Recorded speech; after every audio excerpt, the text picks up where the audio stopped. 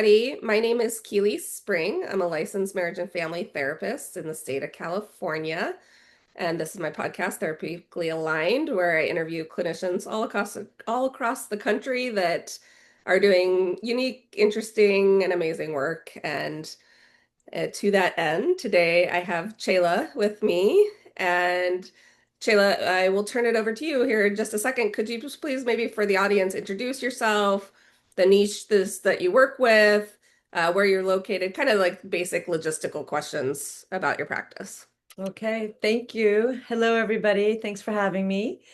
So, my name is Chela, and I am a somatic psychotherapist, which is just really a fancy way of saying that I pay a lot of attention to the mind-body connection. And I work in the East Bay of Northern California. So I'm located in Berkeley, but the reason I'm giving you this whole bit of information is that I work literally out of my van.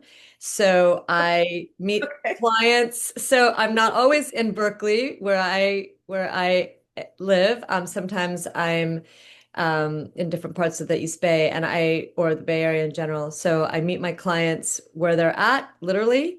So I will meet them for a walk or we'll sit someplace beautiful in nature. And the idea behind the way I work is that I meet people in an environment that is therapeutic for what they're working with. So an example of that is if somebody's dealing with depression and needs some movement, we might face the ocean or the sky. If somebody's dealing with anxiety and they might need some grounding, then we will perhaps be in the trees, amongst the trees, or some rocks.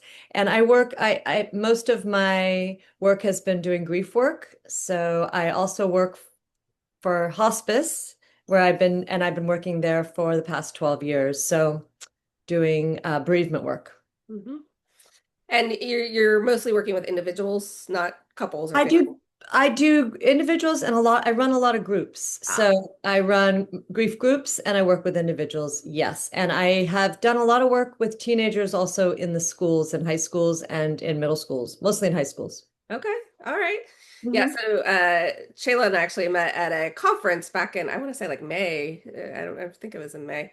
Anyways, but one of the things I was interested in speaking to you about, and we'll dive into this in a minute. I kind of want to Okay. talk about your journey first, but is this grief work because I do think it is really important work, and uh, we'll dive into it a little bit more because I think it's important for people to have tools and to understand kind of what's going on there and kind of how that process goes. Yeah. I recently experienced it and thought, oh, this is this is you come up to a lot of things you didn't expect. So Yeah. kind of Yeah. interesting to have this conversation with you. But before we kind of dive into more of that clinical, could you just kind of speak to how did you decide to become a clinician? What was your journey to getting here? So I have always found for myself that movement, specifically, physical movement, has been very therapeutic. It's always something that I've relied on. And so I was very interested in the idea of becoming a somatic therapist. But I came to this work late in life. I was actually a professional photographer and, was interested in therapy, but didn't really devote myself to it and didn't really understand how didn't have the confidence, I should say, to be a therapist in the way that I wanted to be a therapist. I thought therapy was, lying on a couch and having somebody nod quietly a lot. And so I thought, well, that's probably not for me. And then I had a really significant loss in my life. My husband, whom I had been with for at that point over 20 years, died. And I had two young kids, a 3-year-old and a 6-year-old. And so anybody who's experienced any type of loss knows that this changes everything. I mean, it changes your whole life, which of course it did for me.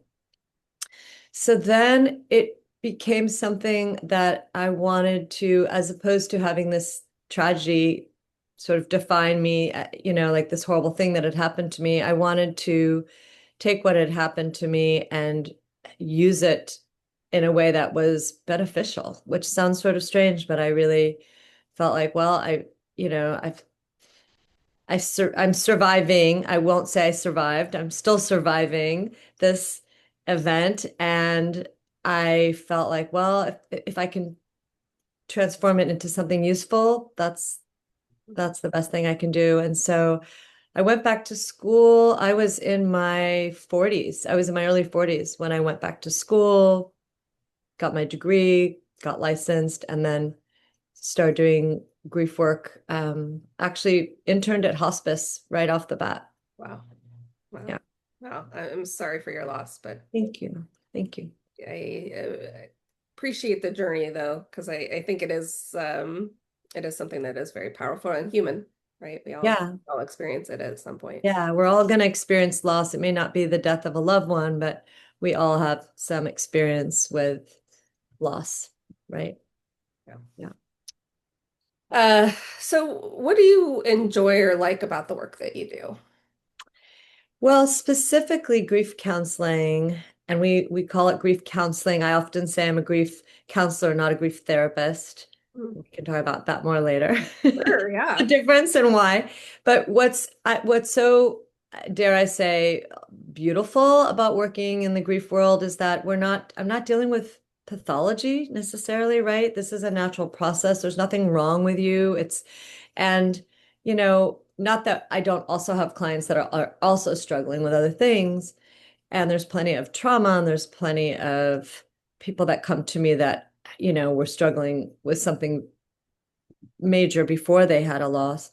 But it's a natural process. And so I really get to see people, in most cases, I get to see people move through their grief and go from being sometimes completely dysfunctional and having the grief take over their lives to being able to live with their grief, which is as that's our if you can say goal, that's our goal, right? Is knowing that it's not going to go away, but that you're going to learn to live with it.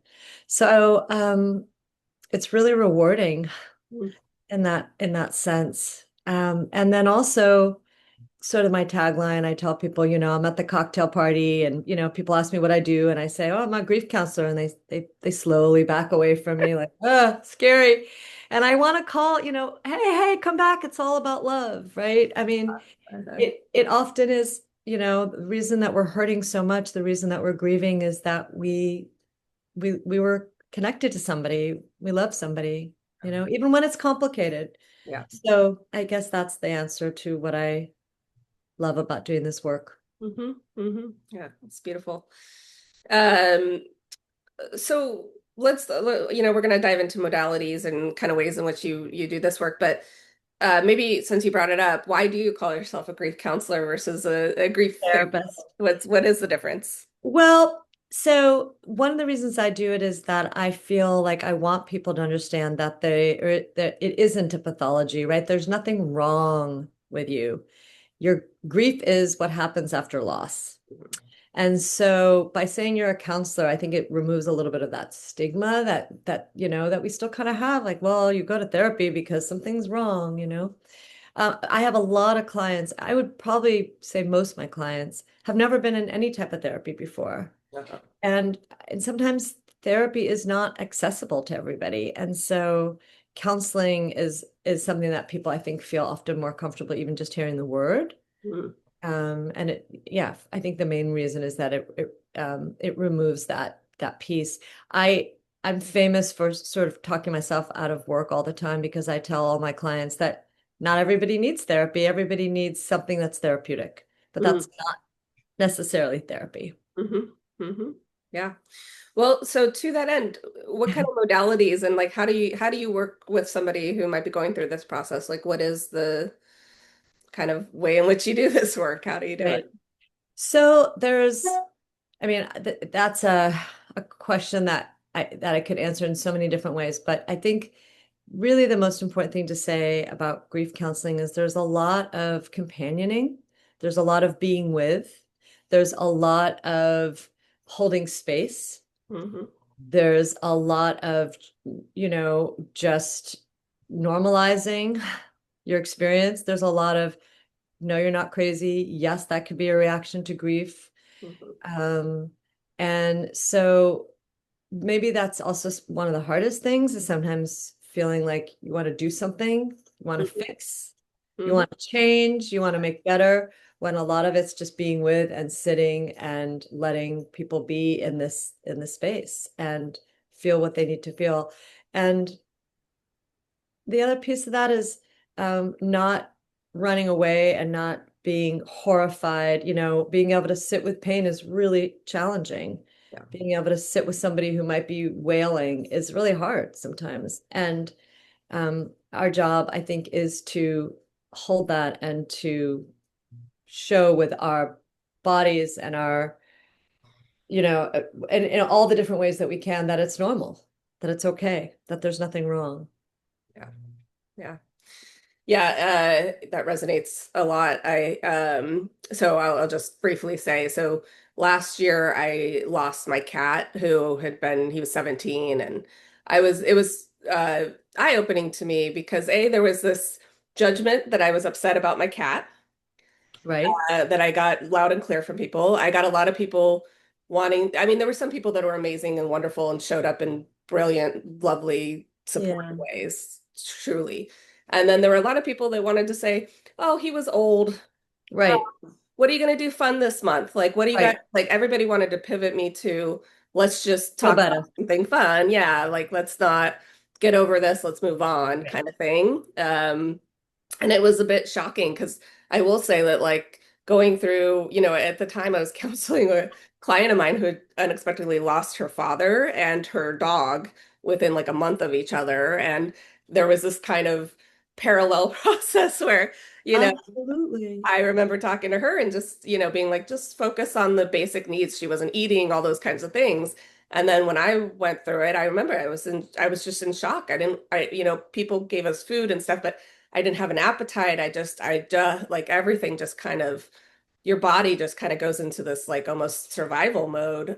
It was just shocking to my system of how much, and I have a lot of tools, I have a lot of ways of processing, but the Yeah. grief and the loss was just so overwhelming. And even to this day, I mean, I can feel it in my eyes right now. I could easily cry about this. And it's not that I haven't processed the loss, but when you love something so much and you lose them, it becomes this palpable thing. And I think a lot of people just don't know how to handle that or to engage with you around that.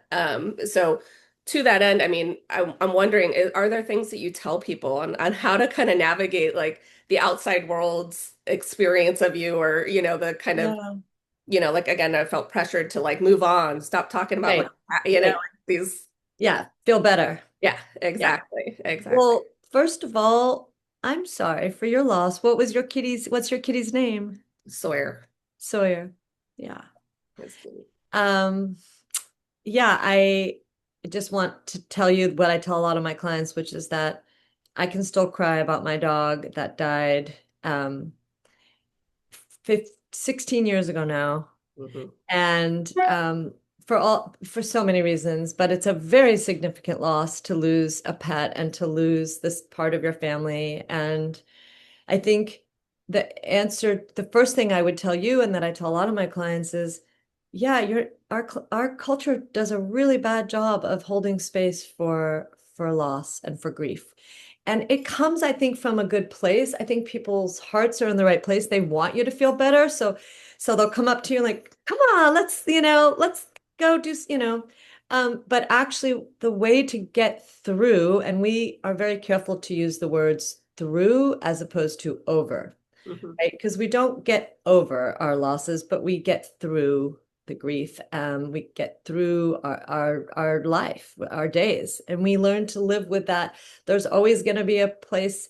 I lost my husband. It was traumatic and it was sudden. It was unexpected, and yet my dog's death floored me. I was, you know, I, it, I completely understand why you would be impacted by that type of loss, and so. I think folks want us to feel better. We are in a culture that, when something hurts, we take a pill. There's not a lot of space we're not a culture that really wants to talk very much about death or dying or pain. And so there's a lot of feel better, move on, let's get back to our productive lives. It's, our values and our culture don't really make space for this really significant event, and um, we need space for grief. We need time for it. It's work. Yeah. And we can't just act as if it hadn't happened and move on with our lives. It doesn't work. We tend to do, really benefit from ritual and from talking, externalizing our feelings about it, making space for it. And that makes a lot of people, or it makes, yeah, it makes a lot of people feel uncomfortable. I mean, that's really the bottom line, Yeah. you know? Yeah, I like the ritual part too. One of our rituals is for a long time after. I mean, I think I cried every day for like a month and a half straight. Like I think there was, and what we did is, I'd have to work during the day. I'd have to hold space for others. I have Right. other things I was doing, right? And I'd put my game face on, and then we would have sunset time, and my husband and I would go and we'd sit there at sunset and just cry and look at the sunset and, Yeah. remember Sawyer. But I remember that it was just such a process. It didn't happen overnight. And I talk to people about the grief process, like the different, you know, anger or shock, anger, Right. all the process stuff that comes up. But I think people don't realize the like actual like deep impact to your life. And if you just try to push it aside, and all the people that, Doesn't work. again, yeah, well-meaning wanted to say like, hey, like what, let's go for a barbecue. You guys want to host a barbecue at your house? And I'd be like, I no, like Yeah. we're barely, Not in the mood for that. Yeah. you know. Uh, Yeah. well, so to that end, what would a session look like? You said deep companionship and just kind of sitting with it, and I could see how that's so powerful. Like my client that I mentioned, she had seen Sawyer. Sawyer used to be like a fixture in my because he always wanted to be held and stuff, so he was always with Mhm. me. And so her and I were able to even I was able because I had to tell her that like no, he passed away, and we were able to kind of be in that moment. Like I could see her in this space, I think that was a little different than maybe my lens would have been prior, Mhm. having not gone through that. Mhm. But there was this really powerful piece of just kind of being able to kind of sit and cry and just kind of be with her and normalize the experience of like, there's nothing to do. There's no way to Yeah. push past it or, I like the through metaphor. So again, to that end, sorry, I just went on a little sidetrack there, but what would a session look like? How does that kind of come about? So a session can look like anything from my client coming in and crying from the beginning to the end, right? And me just sitting and being able to hold the space and being able to show with my body language that I'm not scared of it, that it's okay, that they and holding that, yeah, you're gonna cry, we're gonna cry, and then we're gonna be okay. Like we're not gonna fall apart, we're not gonna be a puddle on the floor, right? So it can be that. It can be somebody telling me wanting to talk about their loved one, whether it's their cat or their partner or their parent or their child, because people feel oftentimes that nobody else wants to hear about it or Yeah. that they're tired of hearing about it. But we want to talk about them, they're important to us. So sometimes a session will look like doing something more active, like maybe a writing activity, or I use a lot of poetry in my work because poets seem to do a really good job of expressing grief. Mm-hmm. We might do some guided meditations. Mm-hmm. I really encourage my clients to walk, to move, if they're able-bodied and they can do so. Movement is really helpful in grief, and just the metaphor of taking one step in front of the next and moving forward. Mm-hmm. We process grief as an emotion. We hold emotions in our bodies, so it's really helpful to process it physically. So, using art, using movement. Mm-hmm. Um, Sometimes a session will look like me normalizing the grief experience. Almost always, I hand out a page of common grief reactions, and people are really shocked at anything from there's physical symptoms, there's emotional symptoms, there's spiritual symptoms, and there's cognitive Mm-hmm. symptoms. So people are really surprised to hear, for example, that not being able to focus, that being distracted, that being quick to be frustrated or anger, that those are really common grief reactions. Mhm. So Mhm. that's something else that I often will do in session. Yeah, yeah. What about the group work, Chela? When you're doing group work, how do you kind of incorporate all this? Okay. I'm Yeah. expecting like art therapy and some things kind of more Yeah. targeted for. So groups, I love running groups. It's a big part of what I do. I run one of the things that I started about 10 years ago now is a grief hiking group. So we meet up in Tilden Park. Mhm. We do I read a poem or some sort of readings to kind of get us all in the same space. And then we do a brief check-in and then we take a walk together. And people get to talk about their loved one, they get to talk about where they are in their grief, or maybe they just want to talk about the clouds and the birds and the trees and just take in all that extra oxygen and you know move their bodies and be in safe place and community. So Mhm. that's something that I have started that I'm really proud of. That's something I've been doing for a long time. That's very well attended and very useful. I also I run partner loss groups, Mhm. and those are they used to always be in person and now they're often on Zoom.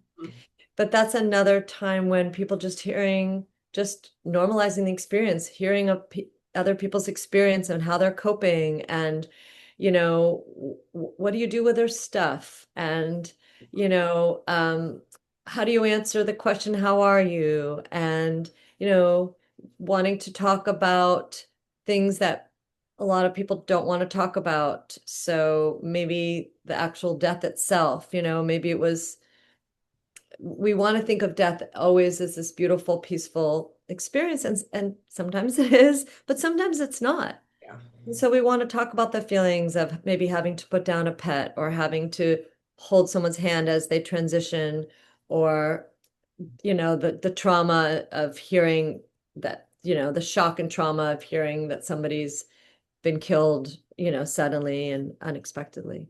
Hmm. Yeah. Yeah, it shows up. I apologize. It's just thinking about Sawyer here. It's just like Yeah. there is a lot of trauma I think that happens, or you do want to think of, we ended up having to put him to sleep, but it was because his kidneys failed, and so he was in a lot of pain, and and it was beautiful the way it happened at our house, and we had somebody come, and we got to honor his Yeah. life in a good way, but it was traumatizing, and Yeah. so what you're speaking about, it's like it really is there's a lot of pieces to it that people don't really understand that go into it. It's not just so the memories sometimes that come up for me are around the pain and the suffering. Yes. And we get stuck there, right? You had all these years with your kitty that were, where he was running around and happy, but we get stuck, for all the reasons that we know as clinicians, we get stuck in the trauma piece, right? Those images are really strong and it's hard to recall the other ones, and they're painful, and we don't want to see our loved ones suffer, and we don't want to, it's hard to say goodbye, and it's hard to feel helpless. I mean, that's a very common theme in the work that I do. People feeling helpless that they couldn't save their loved one, or that there's nothing they could do to, and that includes somebody at the end of their lives. That includes Yeah. a cat that lived a full life or a parent that lived a full life. Yeah. And, to your point earlier, you were saying sometimes my work is just giving people permission that, yeah, you're allowed to have these feelings. You're allowed to grieve the loss of a pet or a parent that was 101 years old. Right. We feel that way because we're human, and luckily we get attached to others, Yeah. whether they're furry beings with four legs or our Human parents or our too. friends, right? Or human. Um, yeah, we feel the pain of when we're attached, and when that attachment gets torn, we feel it Yeah. Yeah. profoundly. It changes your world, right? It changed, I would imagine it Absolutely. did for you as well, right? You had two young children. It's like your whole world just kind of changes, and there's things you don't really expect. Like for us, it was how quiet our house was. So I Yes. was a talker. Like there's just like Yeah. the little normal thing. So I could see how being in a group of people who are all having kind of similar but different experiences can kind of have a cathartic experience of being around others who are in this grief process as well. Absolutely. And what it does to, what groups do specifically that individual counseling can't do is you can experience somebody who is maybe further out from the loss. Uh-huh. Yeah. Right. So if you're in a group with Oh. somebody and their loss happened a year ago and your loss happened a month ago, you're seeing them, okay, well, here they are, they're still feeling their feelings, but they're also living their lives in a way that you may not feel like you are capable of at this time. Hmm. Um, Something else that I feel like I want to sort of plug is these retreats, these grief retreats that my colleagues and I have been doing, because that's again another opportunity for people to be in community, be with others who have experienced a loss, and really dedicate time and space to it. So, Yep. as you were saying, you have to keep it together for your clients. You have to keep it together. We have to keep it together, and our Yeah. culture isn't Yeah. saying to us, "Hey, take some time." Okay. Honor the death of your kitty. Our culture is saying get back to work, and so it's important for us to do that. And so that's another thing that I do as is these retreats where we offer somatic art and then transpersonal, and we really try to encourage people to take a few hours out of your day, right? We do them seasonally, so we do 4 a year, but give yourself that gift. Mhm. Yeah. Um, and we call them retreats because we really want people to feel that they, have been nourished, Uh-huh. right? It's not just going to therapy and, it's actually like coming out and feeling better, Hmm. Um, Hmm. Yeah. so I wanted to mention that too. I'm glad you did. Could you just for people who might not be familiar with transpersonal, could you just explain what that means? Yeah, so so there's three of us who run these groups. There's a somatic therapist, an art therapist, transpersonal, and she does a lot of work. I guess the best way to explain it is using spirituality and using ritual, Hmm. which those two elements are so important in grief work. Fair. So yeah. And we all, those are our modalities, but we all kind of, we meet our clients where they're at, right? Fair. As therapists, as clinicians, yeah. Yeah.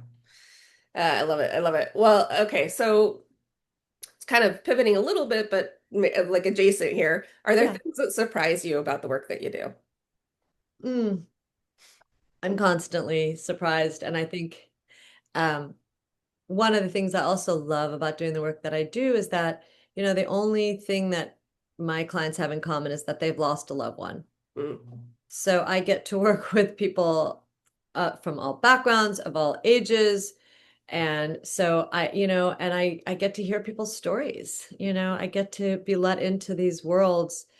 Um, and I guess one of the things that still surprises me, I guess, is the value of just being just being present, like how powerful that is. And Mhm. even though I've been doing this work for a long time, I still get stuck in I have to do something, I have to fix something, I have to change something, I have to make them feel better. But Mhm. just the power of letting people be with their feelings so that they can move through them, Mhm. that still surprises me Yeah. all the time. Yeah.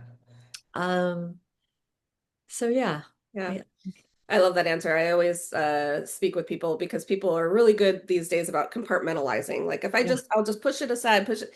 And it's like the more that you do that and you don't allow the feeling to come up, it's going to come up when you least expect it or want it to. absolutely. Yeah, So you really have to kind of make that space, and it feels kind of counterintuitive to like what our society would say to coping. exactly. So one piece of information that's important that I didn't mention is that in between being a photographer and before I became a therapist, but this whole time I've been practicing yoga. And yoga, yes, putting on my yoga pants and getting bendy, yes, but also just mind body union. And so one of the things that I wanted to say that I sort of a theme that we do a lot in grief counseling is very related to yoga in that, if you try to touch your toes and you're just straining and pushing and forcing to reach you're going to hurt yourself, first of all, but you're also probably never going to get there. But if you just allow yourself to kind of bend over towards your toes and just hang out in that space and breathe, it's incredible what will happen. Your body will release, and very likely you will get a little closer to your toes. So I don't know if that makes sense. Usually when I share this, I'm actually standing up and giving people an Demonstrating. example. Um, but that's again the power of just letting people be in that space, right? Not having to force people to be anyplace else, but just holding that space, that container to Yeah. just be with whatever is there. Yeah. Yeah. 100%. Are there things that you wish people knew or understood? I mean, we kind of talked a little bit about, this piece just now, Yeah. but are there other things that you would say or that you'd like to highlight that you wish people knew? Specifically about grief work or just Or just therapy in general is fine, yeah. but Well, so what I said earlier, I think is really important, which is that I don't think everybody needs therapy, but I think we all need to do things that are therapeutic, and that can look really different for different people. Mhm. Um, so I think that's an important thing. I think now people are understanding more and more that you don't get over grief, that you get through it, that you learn to live with your grief, Mhm. but that it never goes away. And I think, trying to, like you said earlier, we're really good at compartmentalizing. So trying to push it out of our lives is it doesn't work. You may have noticed. Yeah. And so it's counterintuitive, but I think, in grief work, we sit with the pain. We kind of go towards it in a way, right? We don't avoid it. Yeah. And it doesn't mean that we shouldn't also feel joy and happiness and laugh. And, those things, I guess, actually, this is probably the better answer to that question, which is that we can live with both, right? That we can hold both the pain and joy at the same time. Mhm. So I guess that's what I would say I wish that people would know. And of course, we don't know that because we're not told that, right? Yeah, We live in a very black and white, yes or no, good or bad society. for sure. For sure. Yeah, I love that answer. Yeah, it's powerful. We always have to choose, it feels like, and we don't. Yeah, we can't. And it's not realistic, it's not healthy. Yeah, Yeah. makes us feel like we're doing it wrong, which we're Yes. not. Yeah, for sure. Right. Okay, so final question here in this clinical space. And you already kind of shared one just now with the yoga, but is there a tool or something that we could share with the audience who might be experiencing grief or something that, might be useful for them to kind of access or, I mean, even telling people, I guess, that there's permission just to be in the feelings is a tool. Yeah. But is there something that comes to mind for you? Well, I think a simple tool that I would share, and I think is understanding the difference between grief and mourning, Hmm. because we tend to think of them as the same thing. Grief is what happens after loss, and we experience it no matter what. But mourning is our expression of our grief. So mourning is what we think of as, the tears or the anger or the numbness or the anxiety or the physical feelings in our body, well, the physical feelings actually is not a good example. It's the ways we show our grief. Hmm. Hmm. So, um, you know, there's so many different tools that exist, but I would say, at the risk of sounding that, sort of oversimplifying, you are right where you need to be is probably my favorite thing to tell my clients. And if you can actually really digest that information, really take it on, that can be really helpful because there's just this, okay, I don't have to do anything. Yeah. You are right where you need to be. And depending on where people are and what they're experiencing, there's a lot of value in externalizing your grief. So mourning. Hmm. So that might mean writing, it might be screaming, it might be moving your body, it might be making art. But externalizing your feelings so you're not holding them in your body is probably the one of the most helpful tools to Hmm. think about. And it can look different for each person. Hmm. Yeah, I love that. One of our, I mentioned the sunsets was one of our rituals, but music. There's certain songs that even like I was playing at the time that, Yeah, helped me kind of access the grief and the absolutely. loss in the morning and I could express it. And even now when I hear those songs, like I immediately am back to like, oh, feel that Absolutely. like, but it feels So yeah, cathartic. so visceral, right? Because Yeah. it's tapping into so many different senses, and that's so useful. Yeah, thank you for mentioning that. Well, thank you, Chela. That was our clinical section. Are you ready to pivot a little bit and be seen on a more Sure. personal level? Sure. All right. So the first question is, what is something that's making you happy right now? Nature is beauty, Yeah. nature. I'm really relying on it right now. I feel really impacted by the state of this country, particularly what's happening politically and the world, but mostly this country. So I really rely on going to, be someplace beautiful that isn't, impacted by what's happening. Mhm. Like the trees or, Yeah. although they are impact, our environment is being Climate, impacted. climate. But yeah, Uh, sorry, beauty. Yeah, yeah. nature. I'm with you. It's there's something so healing about nature and trees in particular and kind of the, we're like a humans are a blip on the Yeah, screen and nature is this like force that's always here and yeah, yeah. yeah. Yeah. Okay, what's your favorite app? Oh boy, my favorite app. I have to say, you might appreciate this. I really love Shazam. That's probably like Like one old of my school favorites now. too. There's probably something, but that makes me so happy still to be able to hold my phone up to a song and then um I annoy my friends and family constantly by sending them, if I hear a song that makes me think of them. But I do love Shazam. Yeah. It's literally one of my top two. I love that app. I'm with you. Yeah. I'm with you. Okay, beach or mountains? Oh boy. That's a good question. I grew up with both. And I'm gonna be lame and just say that I can't really choose Fine. You're not because alone. I mean, I would probably say beach because that's my that's what it's my favorite place in the world is to be on a beach. But I think any place where there's kind of no evidence of humanity calms my nervous system. It just does. It makes me feel like maybe things might be okay after all. Yeah. So that can be desert, it can be mountains, it can be beach, any place where there's not, you know, Yeah. yeah, Fair. evidence of humanity. Yeah. Yep. I'm with you.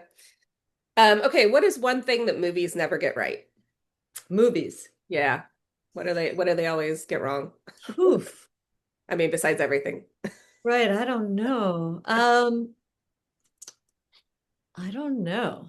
My son would be very disappointed in me not being able to answer this question, but I don't know what movies always get wrong. I mean, I think the fact that so many movies are made, in pursuit of making money versus making art. Mhm. Um, but movies that are made in pursuit of telling a story and making art, um,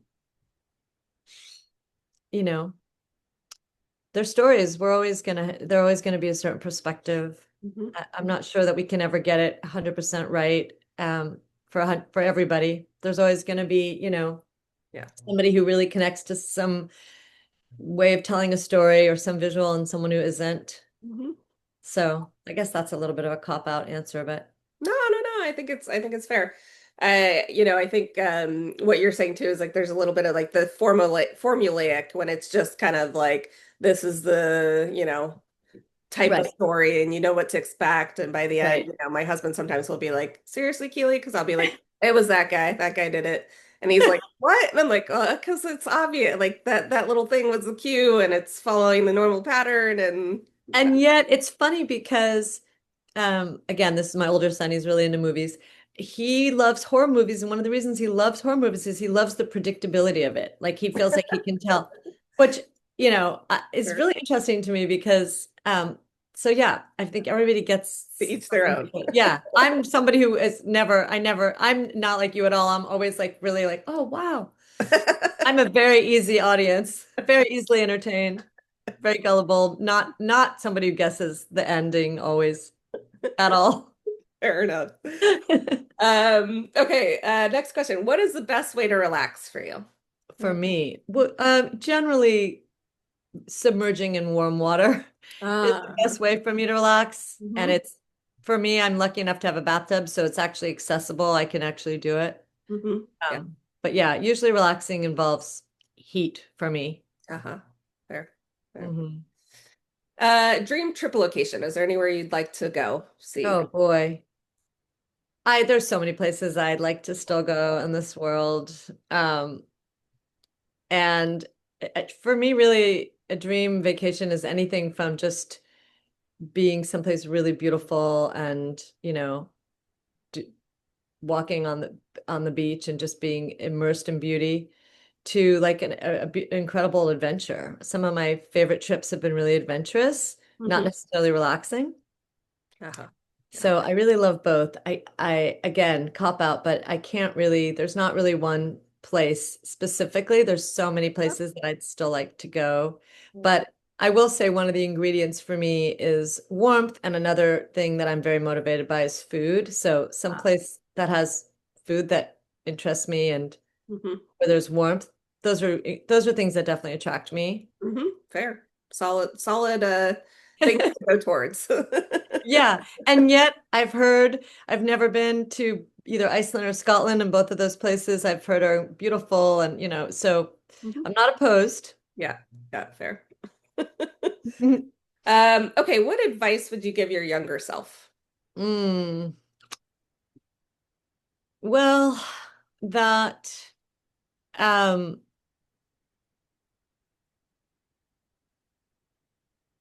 it's funny. It's not like I haven't been asked this before, but for some reason now I'm wondering.